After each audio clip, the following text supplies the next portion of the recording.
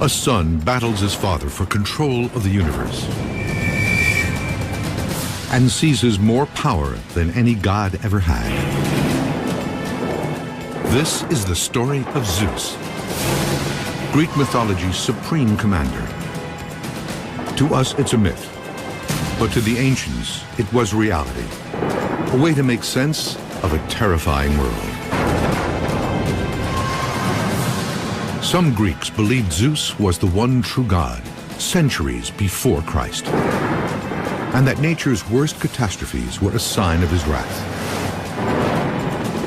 This is the myth of Zeus, as it was originally told, and the surprising truth behind it.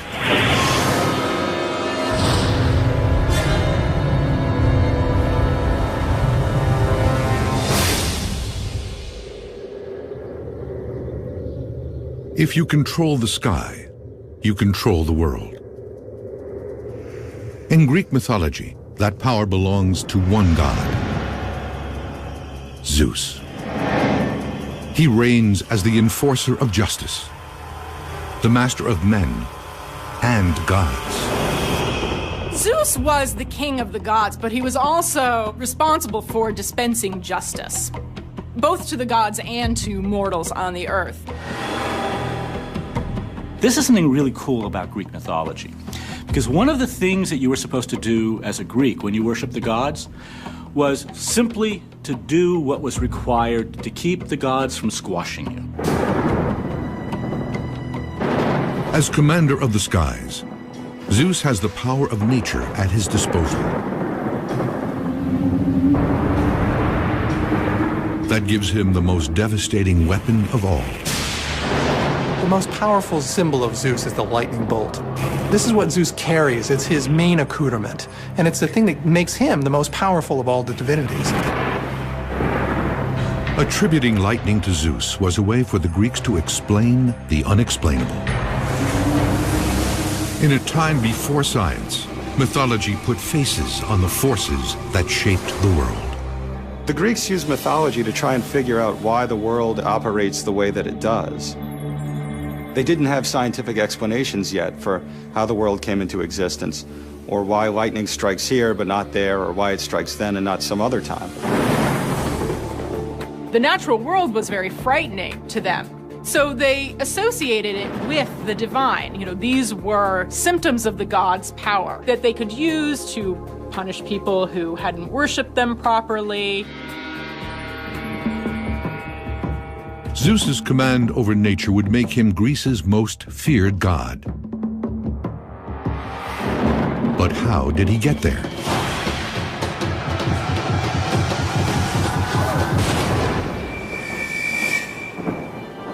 What we know of Zeus begins with the writings of the ancient Greek author Hesiod, around 700 BC.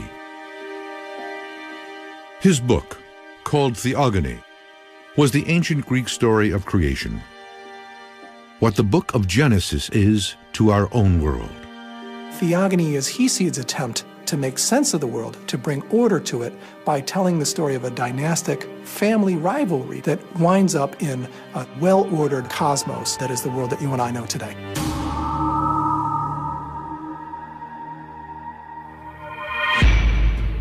In the myth, Zeus doesn't start out as the king of the gods. He rises from obscurity to challenge his father for control of the universe. And that won't be easy. His father is Kronos. He is king of the Titans, the most powerful gods in the universe. The Titans are an older order of Greek god. They're pretty rough around the edges. They're not too bright. They're also not very well civilized. As leader of the Titans, Cronus is expected to produce offspring. So he mates with his own flesh and blood, his sister and fellow Titan, Rhea.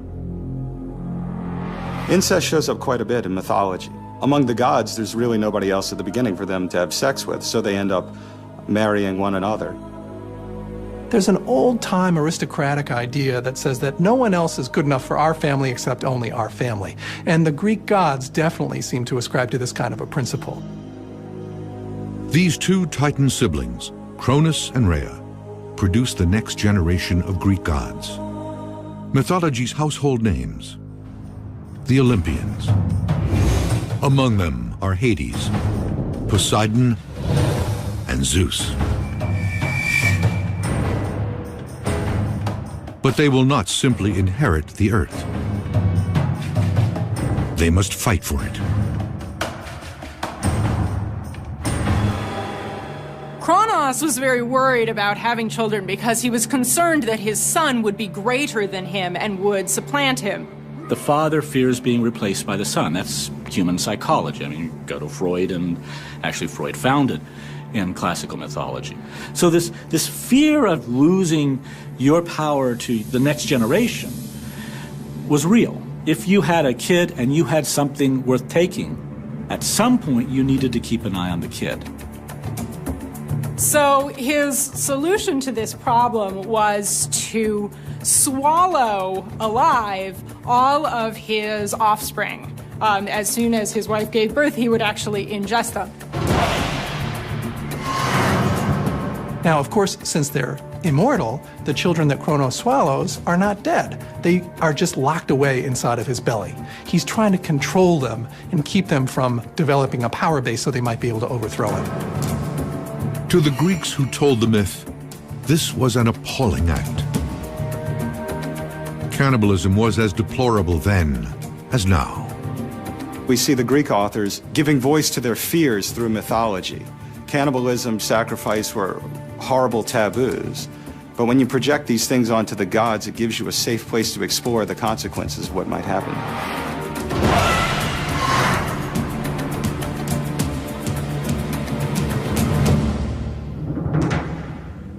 Rhea is horrified.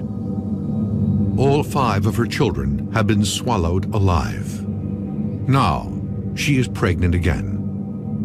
But this time, she has a plan. She sneaks away and gives birth in secret to a son, the future king of the gods, Zeus. But Cronus is expecting another child to swallow. So Rhea wraps a rock in a baby blanket and presents it to him. Without thinking twice, he grabs the bundle and gulps it down. So the plan of Rhea is put into place. Kronos has swallowed down the stone instead of Zeus. Zeus then, as an infant, is spirited away, and he's put in what the ancient myth tellers tell us is the folds of the earth. Zeus has been saved by his mother's cleverness. It's a memorable story, but could that secret cave at the heart of the myth really exist? It seems the ancients thought so.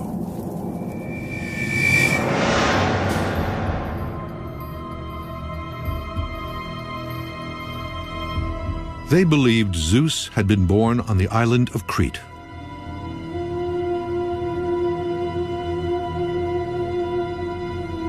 In this mountain cave.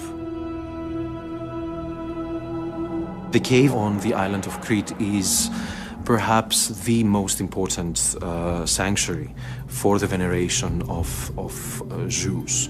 It was considered as one of the possible places where the baby Zeus was kept hidden from its own father.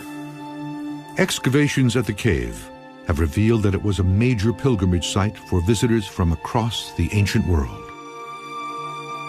It was a place that people would go to worship Zeus. How do we know? We've excavated thousands of dedications to Zeus and ritual objects to Zeus from all over the Mediterranean. One find in particular ties directly into the myth of Zeus.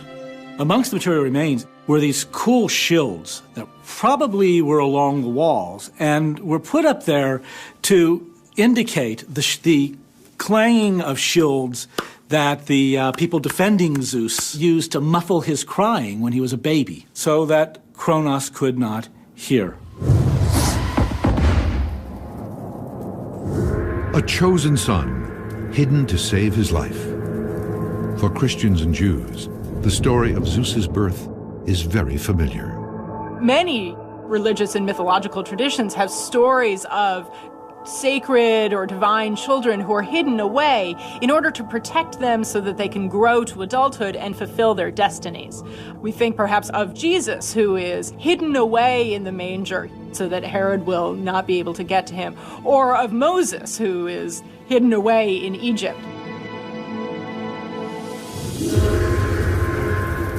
In the myth, Zeus quietly comes of age inside the cave.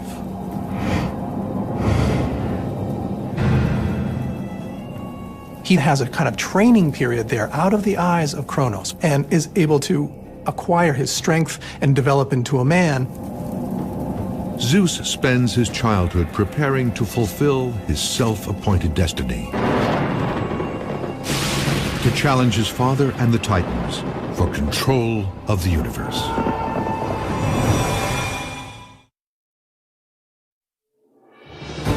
Zeus has escaped the fate of his siblings, who were all swallowed alive by their father, the Titan Cronus. Inside a remote cave hideaway, he has matured into a fully formed god. Now, he is ready to begin the epic power struggle he was born to wage, to avenge his father's savagery, to liberate his 5 Olympian siblings from his father's belly, and to seize control of the world from the Titans who now rule it. The stakes for him are tremendously high. If he succeeds, he'll be master of the universe. But if he fails, he may well be the one that winds up down in Tartarus. Tartarus, the lowest level of Hades, and the ancient Greek equivalent of hell. Tartarus was the part of Hades where the damned went. The people who were bad or committed offenses against the gods on earth would be sent to Tartarus. If Zeus fails in his attempt to seize power from Cronus and the Titans, he'll be damned to this place for all eternity. But if he wins, he'll command gods and men from his throne atop Mount Olympus.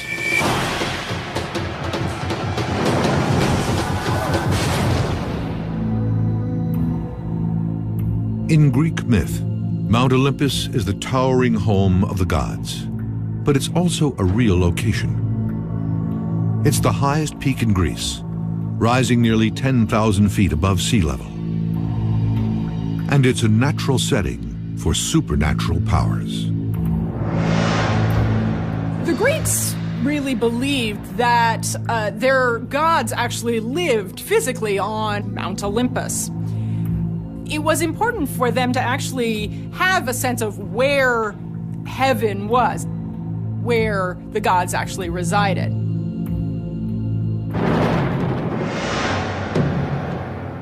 It is from his home base on Mount Olympus that Zeus engineers his rebellion against Cronus and the Titans. Zeus is going to have to get others to come in and help him out so that he can achieve supreme power. This is the ultimate family feud. And so it is to his own flesh and blood that Zeus turns first. He knows his strongest allies will be his 5 siblings, the Olympians, now fully formed adults, but still trapped deep inside Cronus' stomach. If they can be liberated, the Olympians could tip the scales in Zeus's favor and help him destroy the Titans forever. He wanted to free his brothers and sisters, so he concocted a potion.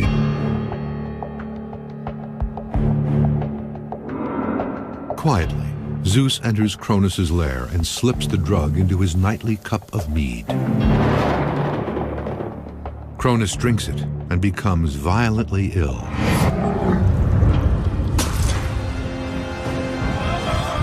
First, he vomits up the stone his wife had given him in place of baby Zeus.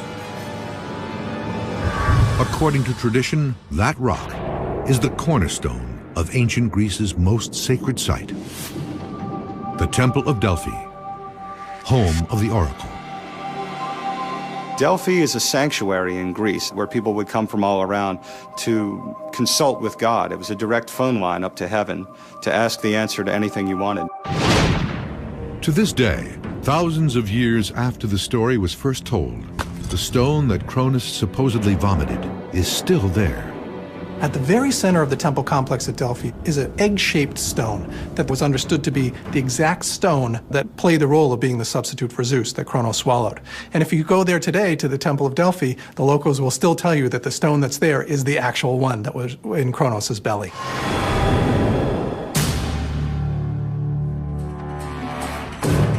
In the myth, after throwing up the sacred stone, Cronus regurgitates Zeus's 5 siblings.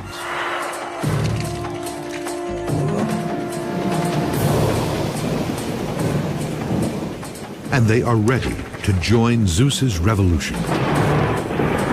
What marks Zeus as a different kind of leader from those that have come before is his intelligence. He's able to persuade and convince those around him that he should be leader, and he's able to build coalitions. Zeus now has his siblings by his side, but he still needs more muscle to take on the Titans. And there are some other estranged members of the family who are out for revenge. Forgotten brothers of Cronus, the Cyclops, and the 100-handers. But to find them, Zeus has to go to hell. Cronos had feared the powers of these 100-handers and the Cyclopses, and he locked them down into Tartarus. Zeus knew that if he could get their power on his side, he could marshal it to his own ends. He goes down and talks to the 100-handers and says, "I will pay you great respect. And I know that my father Cronos has mistreated you. Now I've freed you, and now you owe me." And even they are moved, and they say, "Yes, great Zeus, we realize not only are you very powerful, but you also know how to treat people well. So we appreciate that, and we will now fight on your side." In gratitude for being liberated, the Cyclops present Zeus with a gift: the power of lightning.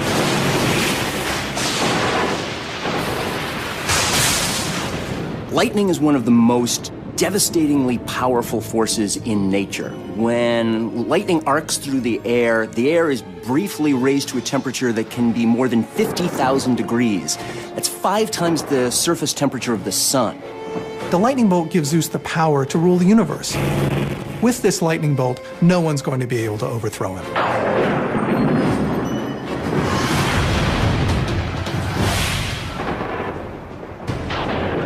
The battle lines are drawn.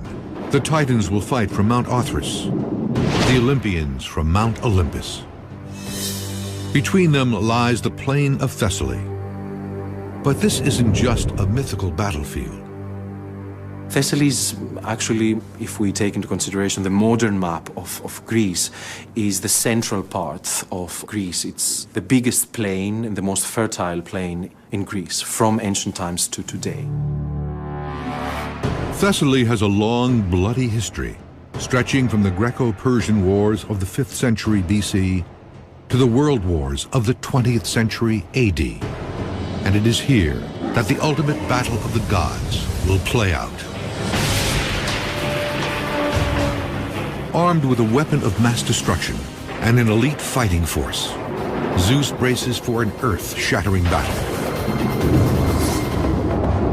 And to this day, a real place may still bear the scars.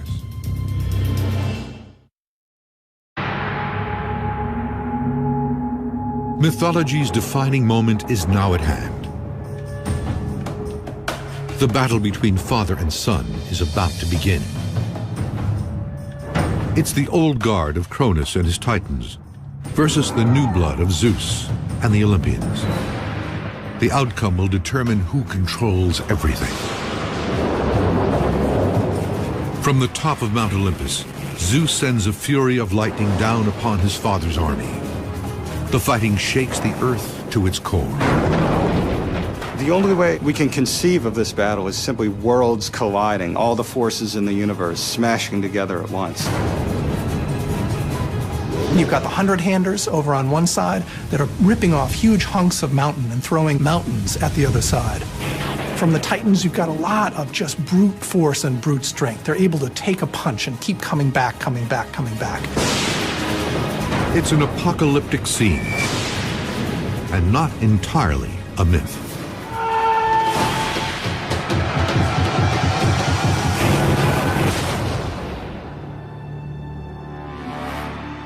Experts have recently determined that a real event, just as frightening, actually happened in the ancient world. About 3,600 years ago, the Greek island of Santorini experienced one of the most devastating volcanic explosions ever. Its effects were felt as far away as California. The volcanic blast was the single largest seismic event on Earth in the last 27,000 years. To give you an idea of how massive it was, imagine a mountain about 3.5 miles tall being blown into the sky all at once. In 2006, scientists discovered that the Santorini eruption was even larger than originally believed. Excavations uncovered deposits of volcanic ash piled 20 stories deep, blanketing a 30-mile radius around the island. Based on this evidence, it's now believed the eruption unleashed the equivalent power of 50,000 Hiroshima bombs. An explosion that powerful would have annihilated much of the Greek world. For the survivors, who knew little about how volcanoes work, it could only have been the wrath of the gods. When the ancient myth tellers told the story of great cataclysmic battles that shook the earth, they weren't doing so in a vacuum. There hadn't been massive seismic events that had happened in the memory of some of the earlier generations of Greeks before these myth tellers had written down their stories. As the clash of the gods plays out in the myth, it appears Zeus is finally about to seize control of the universe.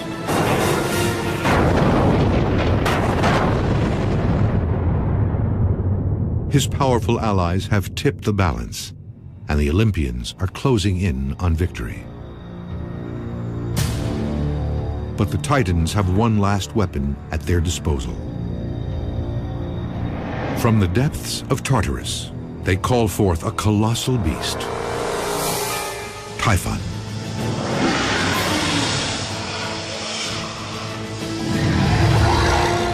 Typhon is a tremendously strong, powerful monster that's challenging Zeus himself. It's a last gasp effort, and the final monster, the final challenge he has to put down in order to secure his reign over the universe. It is a supernatural deathmatch, a decisive struggle between good and evil. And it will all come down to the ultimate weapon. As Zeus and Typhon are engaged in this final epic battle, Zeus eventually gets the upper hand and wins via his lightning bolt.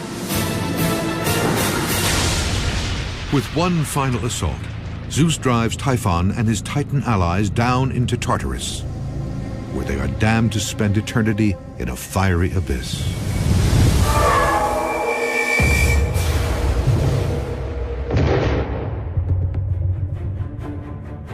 According to the ancients, it was across the Mediterranean, on the island of Sicily, that Zeus's enemies descended into hell through the volcanic crater of Mount Etna. Local legend says Typhon is still inside and has been behind all of the volcano's eruptions over the centuries. Greeks used this myth as a way of explaining why lava was constantly pouring out of the volcano. They explained that as either the remnants of Zeus's lightning constantly shooting out, or of the flames of Typho, who's still breathing just a little bit, exploding flame out of the center of the volcano. It is also said that Typhon causes destructive windstorms. In fact, his name is the basis for the word typhoon. But in the myth, the storm clouds have broken, for the time being. Zeus's victory over his father makes him the king of the gods, the absolute ruler of the universe. So goes the myth. But what is the link to reality? In 2003, at the base of Mount Olympus, a lost temple was discovered. It was the centerpiece of an ancient city known as Dion. and it was dedicated to Zeus. Dion was a city that was built at the base of Mount Olympus, and so it's very close to the home of the Olympian gods and goddesses and where Zeus lived in Greek mythology. In fact, the name of the town, Dion, means Zeus. The Dion temple dates back to the 5th century BC, the golden age of Greek mythology. Scattered around the site are marble blocks with unmistakable engravings. Eagles. In ancient Greece, eagles were the divine symbol of Zeus. But there's more. This headless statue was found in a nearby riverbed. Carved into its 2,400-year-old base are 3 words: Zeus the highest. There's a debate among experts about what this reference to the highest means. Some believe this statue could be a missing link between Greece's worship of many gods and the single God philosophy of Christians and Jews, and that this find is proof that the Greeks were embracing the idea of one God on their own before the arrival of Christianity. The Greeks sometimes identified that highest god with Zeus. After all, the word Zeus in its dative form, theos, is where we get our word deus. So there's an etymological reason to understand Zeus as the highest deity. Starting in about the 3rd and 2nd and 1st centuries BC, we have different philosophical and theological schools that arise and that start to propose a very strong view that there is only one God and that all the ancient stories and all the ancient tales are actually just metaphors that reflect different aspects of what this divinity is all about. For the people who worshipped at Dion, it's clear that Zeus was different from all the other Greek gods. In fact, he may well have been the only one that mattered. In the myth, Zeus has achieved the absolute power he has long sought. But that power will soon be threatened by an unexpected foe. The king of the gods is about to be betrayed by the person closest to him.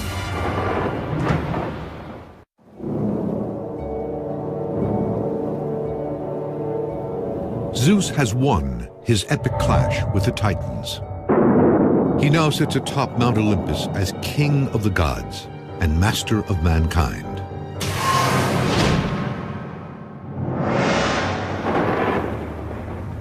The ancient Greeks worshipped Zeus above all others, even though he was fatally flawed. The ancient Greek gods are very relatable.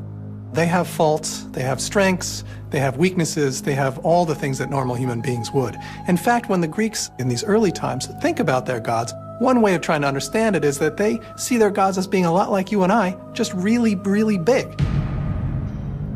According to the myth, Zeus has one very human weakness that threatens to be his undoing: an uncontrollable sex drive. Zeus likes the ladies. That's one of the most endearing and enraging things about him, is that he has this very, very human character, that he never saw a girl that he didn't like. Zeus will stop at nothing to seduce his conquests. He even uses disguise. Zeus visits mortal women in various guises, whatever it takes to consummate the relationship. So in different tales, we hear of Zeus turning into an eagle, turning into a swan, turning into a bull, turning into all these different shapes, turning into human beings to mimic a woman's husband's face, to trick the women as best he can into having union with him.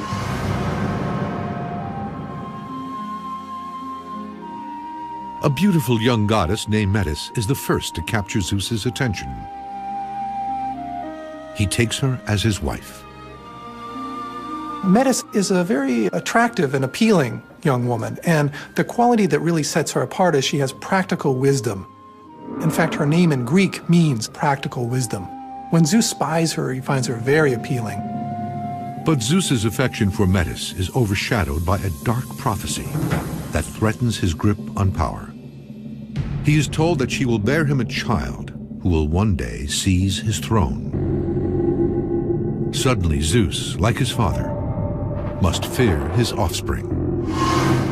Zeus is representative of this awful tradition that starts literally from the dawn of time, of sons destroying their fathers in order to take prominence. But Zeus vows that this time will be different, and he takes a drastic step to make sure of it. He swallows his wife alive. Once again, family love falls prey to power. Its history repeated. But this horrifying act will make Zeus stronger and wiser. By swallowing her, Zeus internalizes metis, or cunning, and prudence all at once. She becomes a part of Zeus. In a sense, she's probably imprisoned in his stomach, but he also takes on these greater qualities of intellectual ability. This to us seems a little strange, but it's important to remember that for the Greeks, one of the places that some Greeks thought that they carried their wisdom and their ideas was actually in their stomach. So when Zeus swallows Metis, he actually takes her into the part of himself where really a lot of his best thinking was done. With Metis gone, Zeus is in need of a new wife. And like his father before him, he finds one in his own family. His sister and fellow Olympian, Hera. She's not like Zeus's earlier conquests. She's mythology's most powerful goddess. The king of the gods has met his match.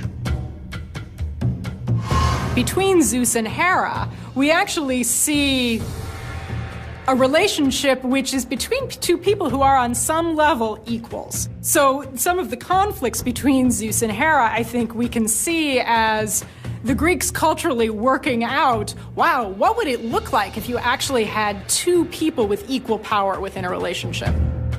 She's the queen of the goddesses, and she has wonderful beauty, she's supremely intelligent, she's mighty, but she's also exceedingly jealous because Zeus is always running after other women.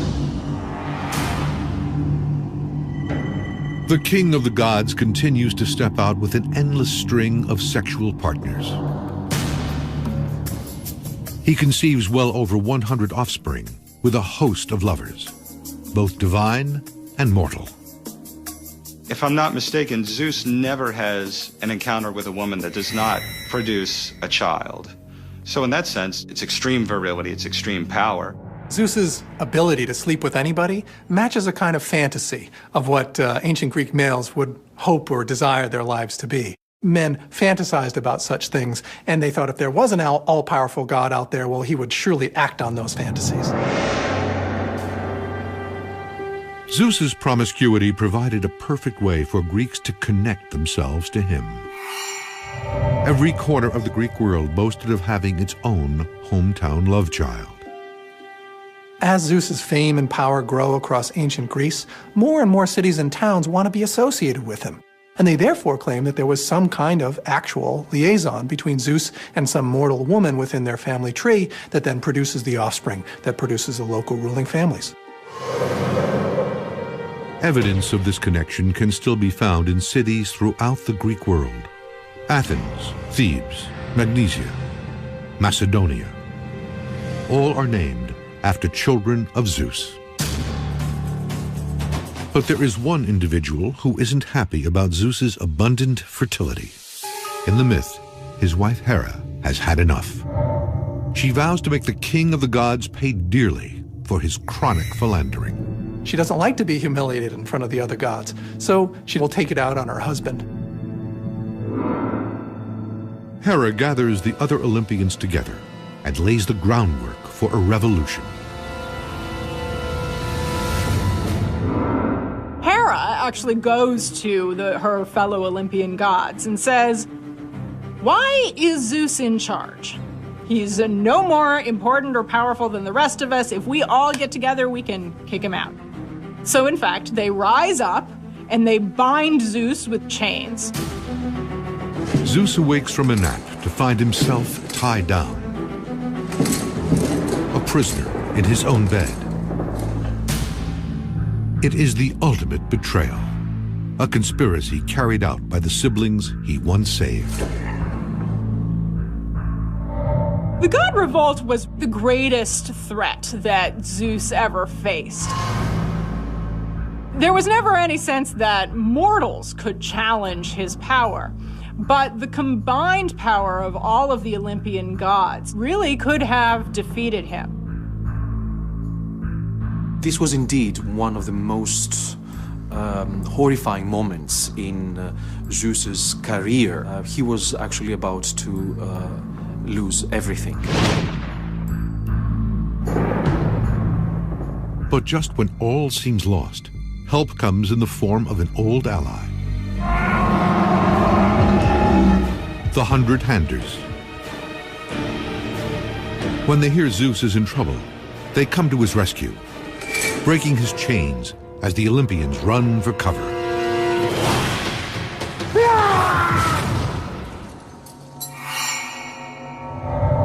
Zeus survives the coup attempt. Now it's time to exact his revenge. His wife Hera is sentenced to hang from the sky by golden chains.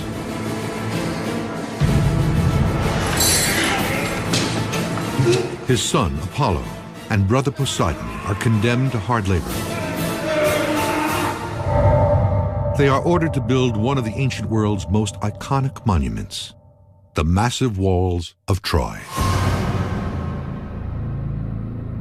It's another example of myth explaining the unexplainable. To the ancient Greeks, the walls of Troy seemed too strong to have been built by man, so Zeus's punishment of Apollo and Poseidon helped explain their existence. Their ruins survive to this day. In antiquity, people thought it actually had been built by the gods or some kind of divine intervention on behalf of the Trojans. In the myth, Zeus has dealt justice to those who crossed him.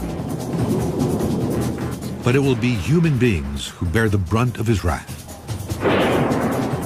That wrath will arrive in the form of a massive flood, one that may even be linked to the biblical story of Noah.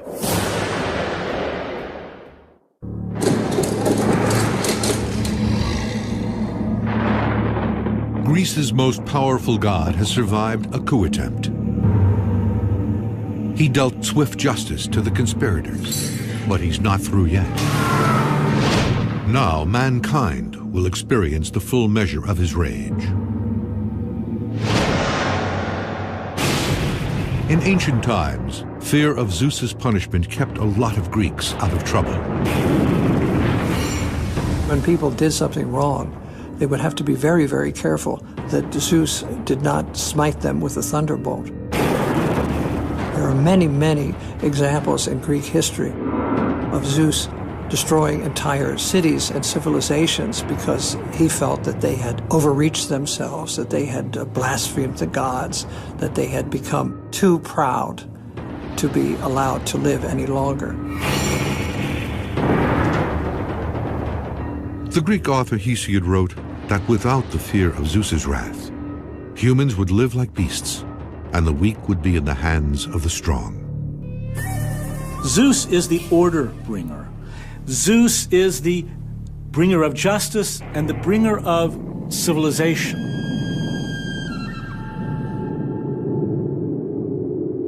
When natural catastrophes occurred in the real world, the Greeks believed that they were sent by Zeus to punish evil men. Often stories were invented to explain what had made the supreme god so angry.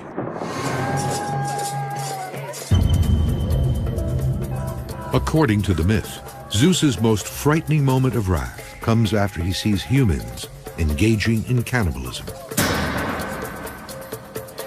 Cannibalism was as important as it was in ancient Greek religion because they considered it to be so heinous. In fact, identification of eating human flesh is something that you would attribute to wolves or to dogs, but hardly to human beings. Zeus is no stranger to cannibalism. His own father Cronus once swallowed all of Zeus's siblings.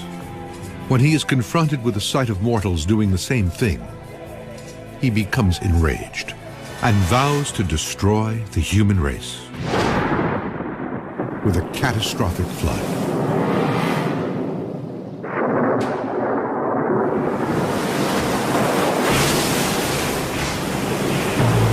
Nine days and nights pass.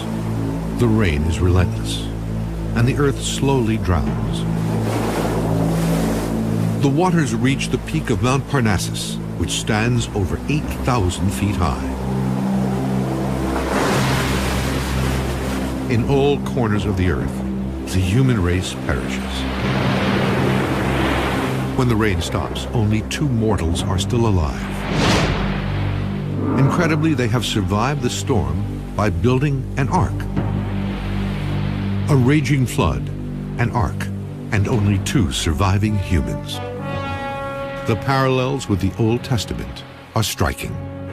It could be the biblical flood of Noah. It could be Zeus's deluge. It could be similar sorts of giant watery disasters that we see figuring in a wide number of different cultures around the world.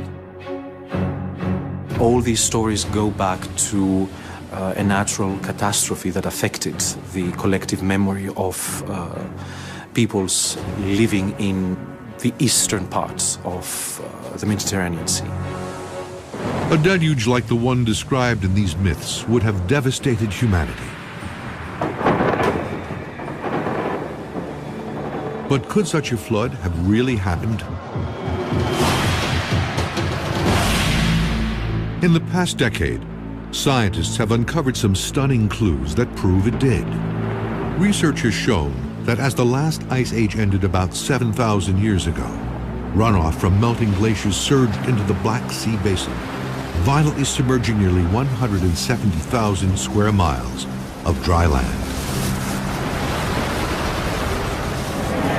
For these people, their entire world was flooding, and it surely must have seemed like they had angered the gods to have brought down this kind of disaster upon themselves. Could this be the real-life disaster that spawned the story of Zeus's flood?